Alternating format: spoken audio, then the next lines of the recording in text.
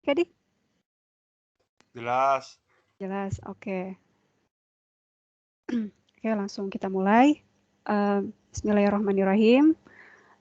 Alhamdulillah binikmati tatimmus sholihah, asyhadu an la ilaha illallah wa asyhadu anna Muhammadan abduhu wa rasuluh. Langsung aja mungkin karena waktunya terbatas ya kita sampai jam 9. Jam setengah 9 maksudnya. Jadi hari ini Kakak ingin menyampaikan terkait informasi sedikit mengenai sistem seleksi masuk perguruan tinggi negeri tahun 2021 tahun ini yang bisa menjadi gambaran kalian untuk tahun depan. Lalu nanti jam 9 jam setengah 9 kita akan langsung mulai tes diagnostik ya. Tes diagnostik itu gunanya untuk pemetaan kalian nih. Jadi di awal kelas 12 ini kalian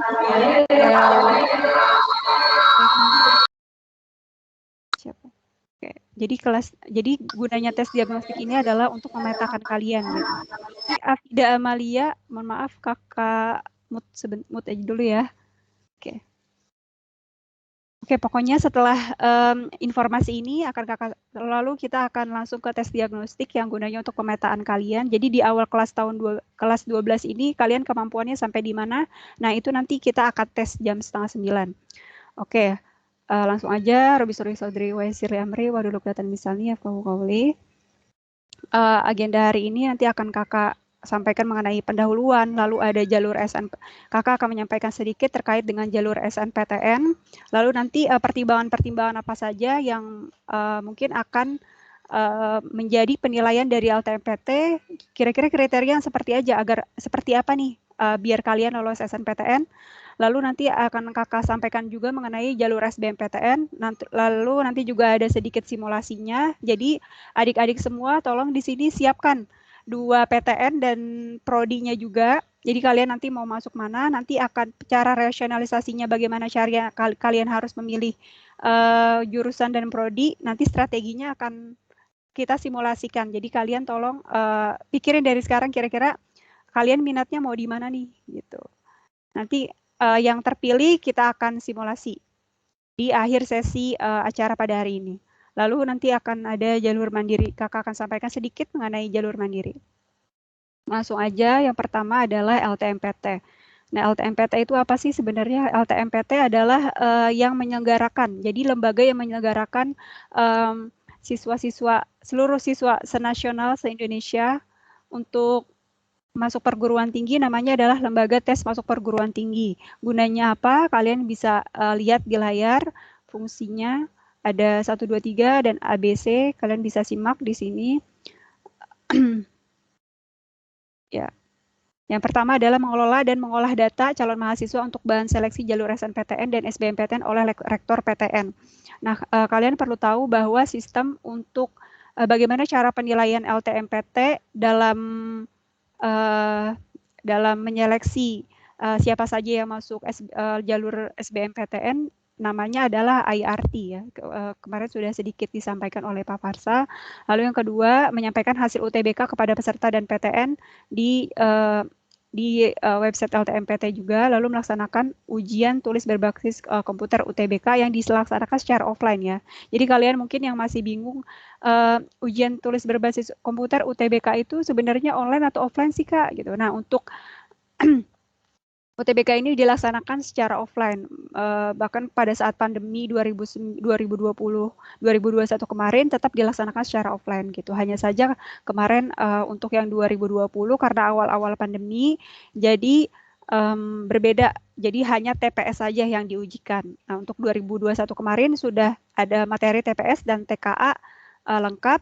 Hanya saja perubahan dari soshumnya aja. Jadi soshum untuk tahun 2021 ini tidak ada matematika. Jadi sama seluruh mapel saintek dan soshum di UTBK sama-sama terdiri dari 8 mapel. Yang sebelumnya di tahun 2020, yang sebelumnya di tahun-tahun sebelumnya biasanya 9 mapel karena soshum tambah MTK, tapi tahun 2021 kemarin MTK tidak diikutsertakan.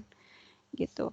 Melaksanakan tes masuk perguruan tinggi yang kredibel, adil, transparan, fleksibel, efisien dan akuntabel gitu. Jadi jadi untuk seleksinya ini juga nanti untuk tahun 2021 kemarin setelah kalian dinyatakan lolos 10 hari kemudian akan ada 10 hari atau 3 hari kemudian akan ada nilai-nilainya dari LTMPT. Jadi pada saat pengumuman itu nggak dikasih tahu oleh pihak LTMPT kalian nilainya berapa. Tapi setelah kalian dapat hasilnya lolos atau enggak, 3 hari kemudian kalau nggak salah, baru kalian bisa tahu nilai kalian berapa. Oke. Waduh. Lalu selanjutnya membantu perguruan tinggi memperoleh calon mahasiswa melalui jalur SNPTN. Oke, membantu perguruan tinggi memperoleh calon mahasiswa berdasarkan nilai UTBK melalui jalur SBMPTN. Oke, nah untuk jalur mandiri itu dilaksanakan oleh masing-masing PTN ya. Jadi untuk jalur mandiri ini bukan wewenang dari LTMPT lagi, tapi dari masing-masing universitas yang menyelenggarakan gitu. Lalu yang kedua, jalur kuota di setiap jalur itu berapa aja? Yang pertama ada SNPTN. SNPTN ini minimum 20% berdasarkan dari nilai raport kalian ya, nilai akademik dan juga nilai prestasi. Biayanya tidak dipungut biaya untuk mendaftarkan SNPTN, biaya ditanggung oleh pemerintah. Lalu yang kedua ada jalur SBMPTN, jalur tulis. Nah, biayanya ditanggung oleh peserta. Biasanya jumlahnya itu 200.000 ya per anak. Lalu minimum kuotanya adalah 40%. Lalu yang ketiga ada jalur mandiri. Jalur mandiri ini tergantung dari universitas. Ada yang tes, lalu ada yang pakai nilai UTBK juga. Gitu. Oke, jadi masing-masing universitas punya kriteria sendiri untuk menyeleksi di jalur mandiri ini. Ada yang pakai tes dan ada juga yang non tes. Untuk yang PTN berbadan hukum mandiri ini berbeda gitu. Jadi kayak UI, ITB, universitas-universitas yang memang berbadan hukum, dia itu seleksi mandirinya lebih besar daripada PTN-PTN lain sebesar 50% gitu. Jadi kalian kalau misalkan nilai SBMPTN misalkan belum lolos, jangan patah semangat, tetap masih ada jalur mandiri gitu. Di PTN-PTN yang kalian minati. Oke, ini sekilas aja kakak sampaikan deskripsi SNPTN tahun 2021. Bagi kalian yang emang pengen masuk mau daftar jalur SNPTN mungkin bisa dipersiapkan dari sekarang dan harus kalian tahu ketentuannya apa saja. Ini kakak akan sampaikan. Pertama, persyaratan dari sekolah. Kalian harus tahu bahwa kalian harus mempunyai NPSN, nomor pokok sekolah nasional. Lalu yang kedua, ketentuan akreditasinya masing-masing. Akreditasi tiap sekolah itu berbeda-beda ya kuotanya. SMA Sultan Aulia Boarding School akreditasinya kalau nggak salah A ya. Kalau A berarti nominal kuotanya adalah 40 siswa terbaik di sekolahnya akan eligible untuk mengikuti seleksi SNPTN. Lalu yang akreditasi B 25%, lalu akreditasi C 55% saja. Lalu mengisi pangkal IPDSS, nah ini urusan sekolah. Lalu langsung kita ke persyaratan peserta. Apa saja, bagaimana apa saja persyaratan biar kalian semua bisa ikut SNPTN. Yang pertama adalah memiliki prestasi akademik dan memenuhi persyaratan ditentukan oleh masing-masing PTN. Jadi nanti kalau misalkan sekolah sudah kasih tahu nilai-nilainya berapa aja, nanti dipilih dari sekolah siapa aja yang ikut, itu berarti siswa yang 40% terbaik di sekolahnya gitu. Lalu kedua adalah memiliki NISN, lalu yang ketiga memiliki raport semester 1 sampai dengan 5. Lalu yang keempat menyertakan portofolio ya bagi bidang seni dan juga olahraga. Lalu pilihan prodinya untuk tahun 2021 ini hanya 2 saja ya, hanya 1 atau 2 program studi dan PTN. Lalu yang kedua, jika memilih 2 program studi, salah satu harus berada di PTN pada provinsi yang sama.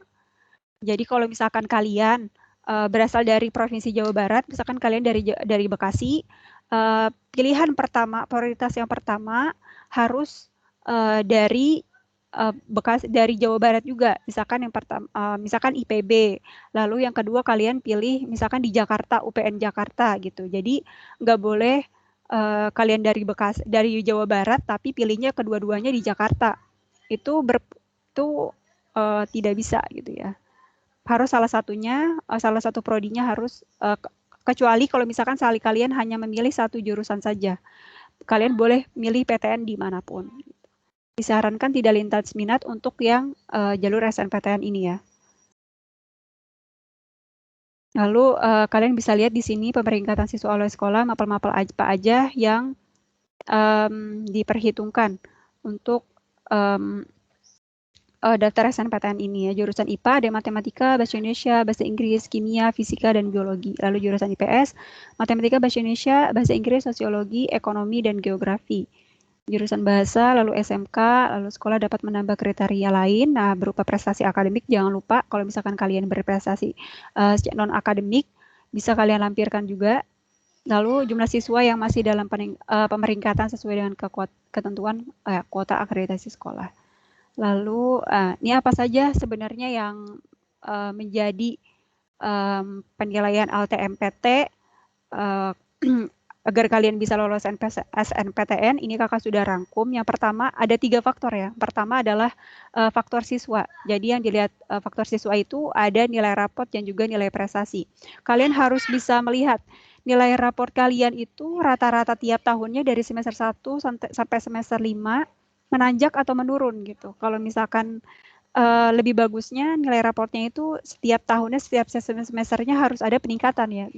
Itu lebih berpeluang daripada mereka yang nilainya besar-besar tapi ternyata kurang konsisten gitu di setiap semesternya. Lalu yang kedua adalah prestasi. Nah, prestasi selain dari nilai raport atau dari akademik, nilai prestasi non akademik juga diperhitungkan sekali untuk daftar non akademik dan akademik juga untuk daftar SNPTN ini. Gitu. Oke, yang kedua selain dari faktor siswa adalah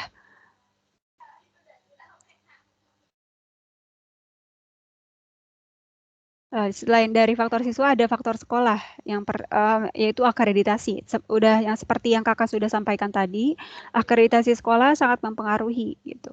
Jadi indeks prestasi sekolah sangat mempengaruhi. Kalau misalkan tadi kalian ABS ini akreditasinya A, berarti 40% terbaik dari sekolah siswa-siswanya ikut untuk bisa ikut untuk ikut jalur SNPTN ini gitu.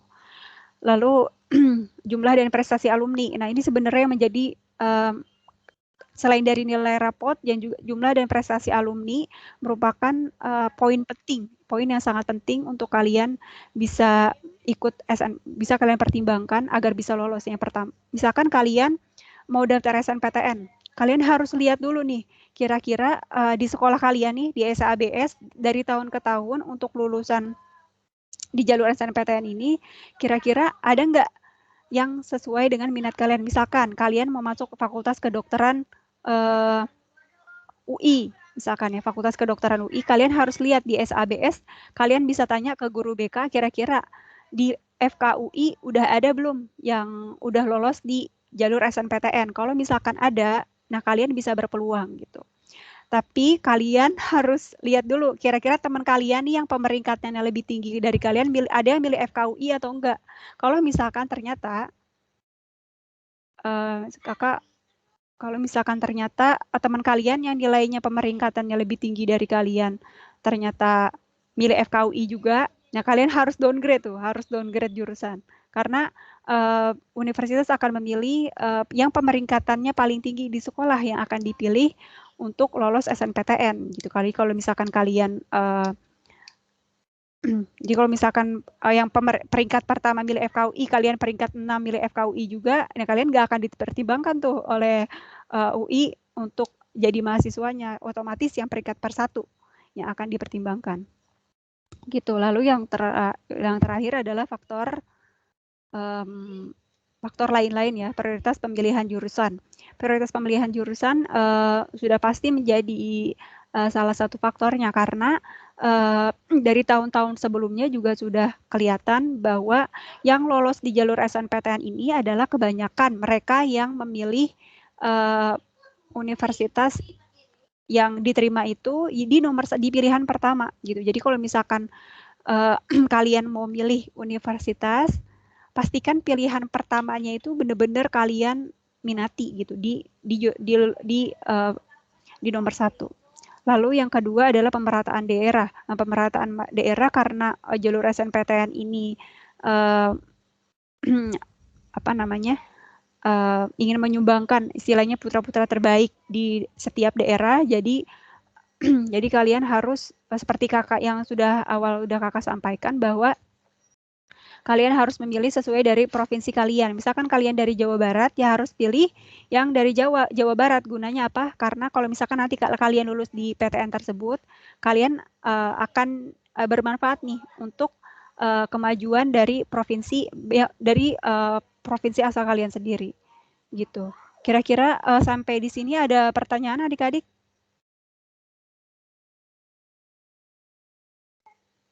Halo?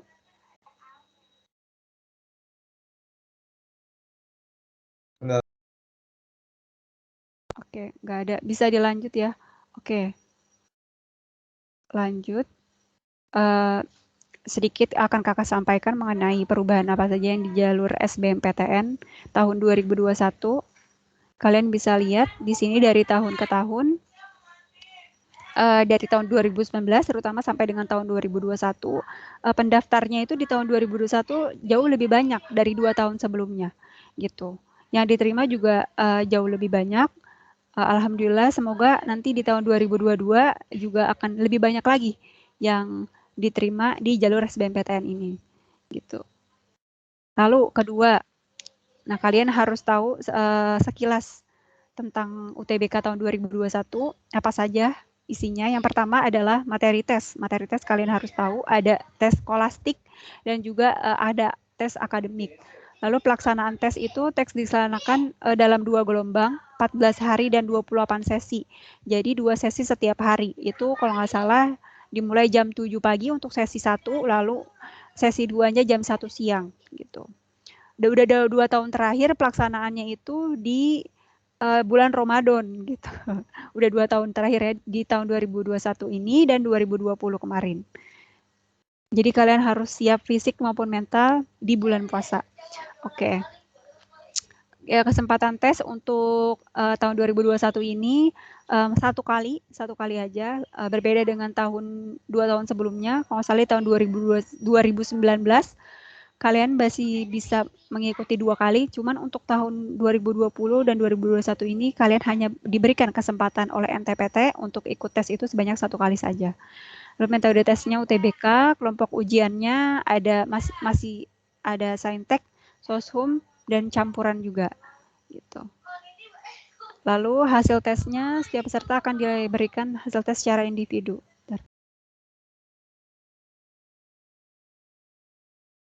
Oke.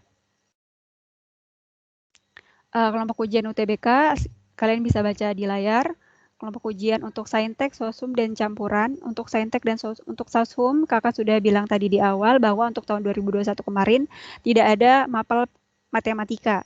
Jadi matematika hanya di Saintek aja. Jadi masing-masing untuk Saintek dan Soshum jumlah mapelnya yang diujikan adalah 8 mapel. Lalu untuk kelompok ujian Saintek dan Soshum yang adalah TPS, Saintek, dan Soshum. Jadi untuk yang ikut campuran kalian harus lebih effort lagi belajarnya karena ada 2 materi akademik yang harus kalian pelajari gitu. Dan untuk untuk campuran ini juga alokasi waktunya juga lebih banyak ya daripada Saintek dan Soshum aja.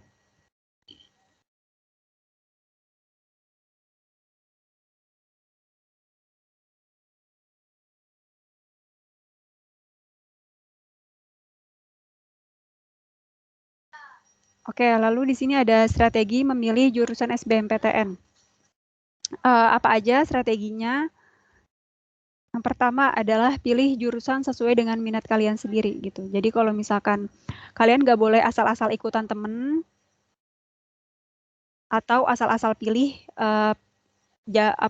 jurusan di jalur SBMPTN ini karena pengalaman dari kakak-kakak kalian di BP sebelumnya itu banyak yang gugur di semester 4 karena nggak enjoy ngejalanin kuliahnya karena mereka bilang oh iya saya ikut SBMPTN pilih jurusannya biar lulus aja kak gitu dan ikut-ikut temen biar kuliah di tahun ini gitu akhirnya dia harus ngulang lagi ikut SBMPTN lagi di tahun ini gitu jadi dipastikan kalau apapun jurusan kalian ya harus sesuai dengan minat kalian sendiri ya bukan asal ikut-ikutan gitu.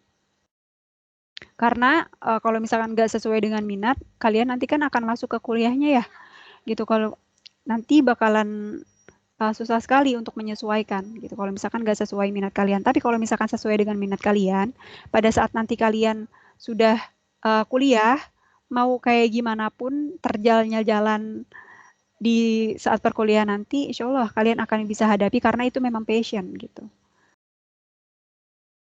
Lalu yang kedua, cek juga kemampuan kalian. Jadi minat ini selaras ya dengan kemampuan kalian sendiri. Jadi kalau misalkan kalian bagaimana caranya agar kalian bisa tahu kemampuan kalian di mana? Yang pertama, kalian bisa lihat nilai raport kalian dulu gitu. Jadi kalian bisa lihat nilai raportnya, kira-kira mata pelajaran apa yang kalian bagus di mapel tertentu gitu. Misalkan Afida Amalia misalkan nih, bagus Kak, saya di matematika setiap tahunnya, setiap semester nilai saya bagus gitu, selalu mengalami peningkatan.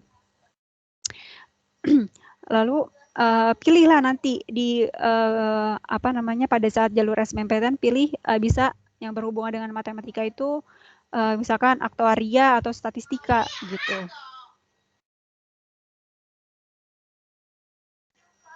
Nah, itu ya.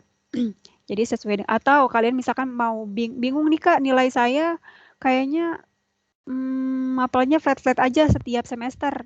Oke, kalian bisa lihat, bisa mikirin kira-kira nanti kalian mau jadi apa gitu. Kalau misalkan nilai rapotnya nggak bisa jadi pertimbangan, kalian bisa pikirin mau jadi apa ya nanti. Misalkan mau jadi penyiar, atau kalian udah ada bayangan jadi dokter, atau jadi lawyer gitu. Itu bisa kalian pikirkan dari sekarang. Lalu cek juga keketatan prodi, kalian bisa lihat di website LTMPT, nanti akan sedikit kita simulasikan ya. Oke, lalu prioritas pemilihan prodi. Nah, ini juga kita akan simulasi. Langsung aja mungkin kita mulai, karena bentar lagi akan langsung aja simulasi. Kira-kira adik-adik di sini ada yang sudah tahu mau pilih jurusan apa dan di PTN mana? Kita bisa simulasikan dari sekarang strateginya, biar nanti kalian punya gambaran sedikit.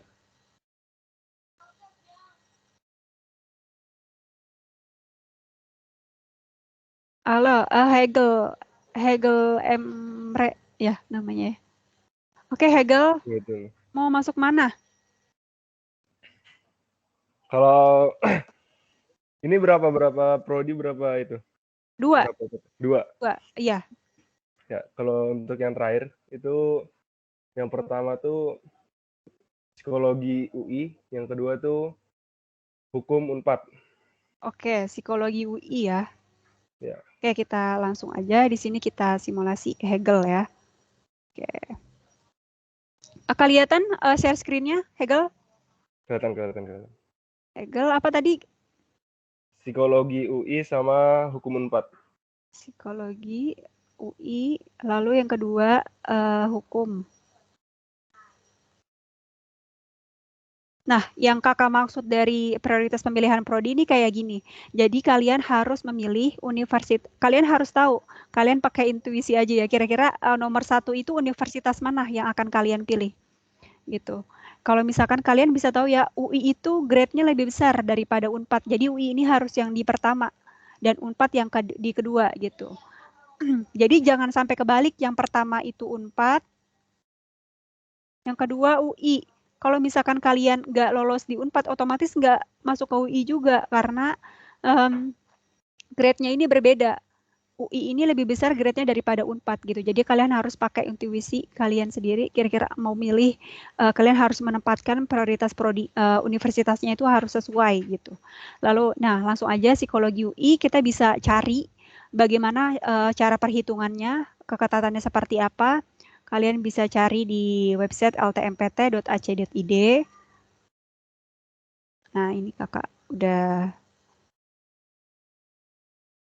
sedikit jalur SBMPTN-nya. Nah, kalian buka silakan ltmpt.ac.id, lalu pilih UTBK SBMPTN. Di sini akan ada Nah, di sini kalian akan ada daftar PTN dan Politeknik. Tadi Universitas Indonesia, Hegel. Sebentar, Universitas Indonesia. Nah, Universitas Indonesia Psikologi. Kita bisa lihat, ini gambaran tahun ini aja ya. Gitu. Psikologi. Oh iya, psikologi sosumnya. Ya Allah, lupa. Ilmu psikologi, kalian bisa lihat di sini nih. Ilmu psikologi untuk daya tampung tahun ini 54. Lalu peminat tahun sebelumnya ada 2988. Kalian bisa hitung kayak gini caranya. Daya tampung 54 2797. Daya tampung tahun ini dibagi peminat tahun lalu 2797. Kalian bisa hitung sendiri, kita hitung dulu. 54 dibagi 2797. Oke, persentasenya sekitar, wow, kecil sekali ya, 0,01. 0,01 kecil sekali. Lalu yang kedua hukum Unpad. Hukum Unpad berapa kira-kira? Kita lihat dulu. Oke. Hukum Unpad daya tampung tahun ini adalah 130, lalu peminat tahun sebelumnya 3100. Oh. 130. Dikali 100. Oke, 4,18.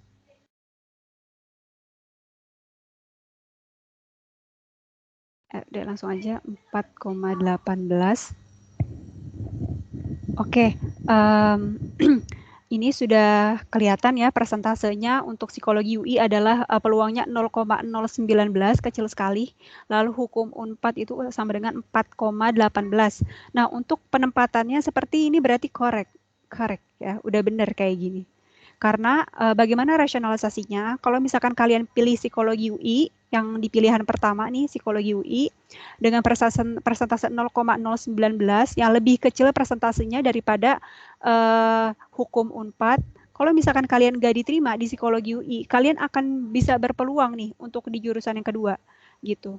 Nah, kalau misalkan kalian penempatannya misalkan terbalik, yang pertama hukum Unpad dengan persentase 4,18 di urutan pertama, lalu psikologi UI dengan persentase 0,019 di pilihan kedua, ini tidak rasional sama sekali ya pilihan seperti ini gitu. Jadi karena kalau misalkan kalian nggak masuk, misalkan kalian nggak masuk nih di Unpad, hukum Unpad dengan persentase segini 4,18 yang lebih besar daripada UI, kalian nggak akan bisa masuk, apalagi di sini gitu. Kalau nggak masuk di sini, apalagi di sini gitu kan, rasionalisasinya seperti itu. Gitu. Oke, Hegel ada yang mau ditanyakan? Cukup. Sudah bisa dimengerti atau belum? Bisa. Aman. Oke. Ada yang mau simulasi lagi? Kak, saya mau, Kak. Ini siapa ya? Fauzan. Oke, tapi dipanggilnya seandainya apa? Fauzan. Oke. Iya, kenapa Fauzan? Tapi seandainya bukan yang dua itu bukan prodi tapi universitas gitu gimana, Kak? Misalkan saya milih teknik industri. Tapi backup plan saya bukan jurusan yang lain, tapi universitas yang lain. Gimana gitu? Berarti teknik industri, tekim, kok tekim sih? Siapa nih? Bentar.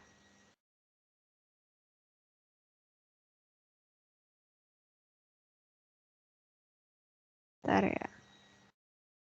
Gimana Fauzan? Pilihan pertamanya apa? Teknik industri UI ya. Ya. Lalu kedua? Nah, kedua ini teknik industri juga. Teknik industri juga, gitu gimana? Bisa kan, Kak? Bisa, teknik industri, tapi yang grade-nya itu kamu harus pilih di bawah UI ya. Kamu bisa pilih sendiri. ITS ya? ITS. Wow, ITS. Mereka kalau feelingnya aku, mereka maksudnya setara gitu. Tapi nggak apa-apa, UI dan ITS. Oke, mau kita hitung, Fauzan? Nah, Boleh. kalau setara kayak gini, nanti presentasenya di mana dia yang paling besar itu ditempatkan yang pertama. Tapi kalau menurut siku sih harusnya UI yang pertama ya, tetap gitu. UI tetap. Oke.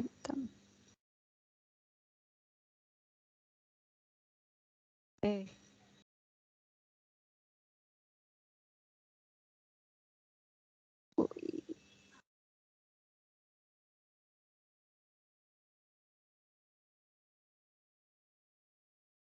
Oke. Teknik industri, kita lihat berapa keketatannya.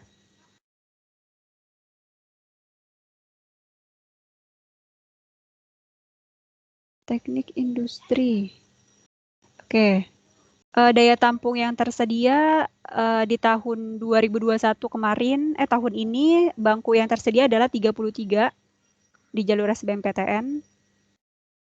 Cara ngitungnya tadi ya, berarti daya tampung dibagi peminat tahun lalu, peminat dikali 100 cara ngitungnya ya. Oke, berarti tadi daya tampungnya adalah 33 untuk teknik industri UI. Lalu 1048 ya peminatnya. Oke, kita hitung nanti, kita lihat lagi teknik industri ITS, teknik industri ITS. Oke. ITS teknik industri, salah.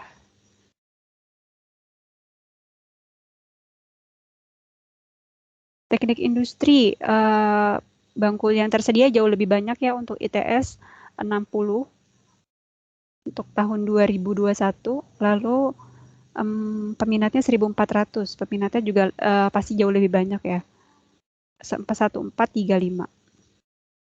Oke, mulai kita hitung. 33 dibagi 1048 dikali 100. Salah.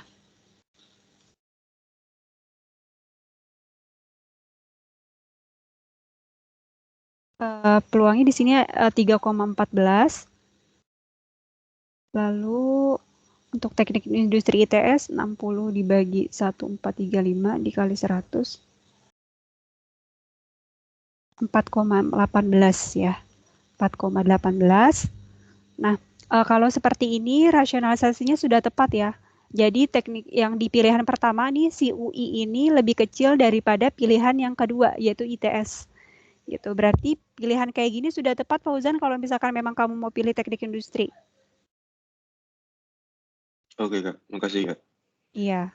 Jangan terbalik ya, jangan ITS di pertama dengan persentase 4,18 lalu UI-nya di kedua dengan persentase 3,14. Tadi rasionalisasinya kalau misalkan kalian nggak masuk di 4,18 nggak akan kalian dipertimbangkan untuk ke 3,14 ini. Gitu. Oke, 2 menit lagi kalian. Aduh, masuk. 2 menit lagi kita udah mulai tes diagnostik. Jadi mungkin sampai sini dulu aja ya adik-adik semuanya. Akun LMS-nya sudah terlampir ya di grup masing-masing. Nanti kalian bisa langsung login di lms.bintangpelajar.com. Lalu nanti kalian masukkan username dan juga password. Gitu. Sampai sini ada pertanyaan lagi adik-adik karena kita harus akhiri.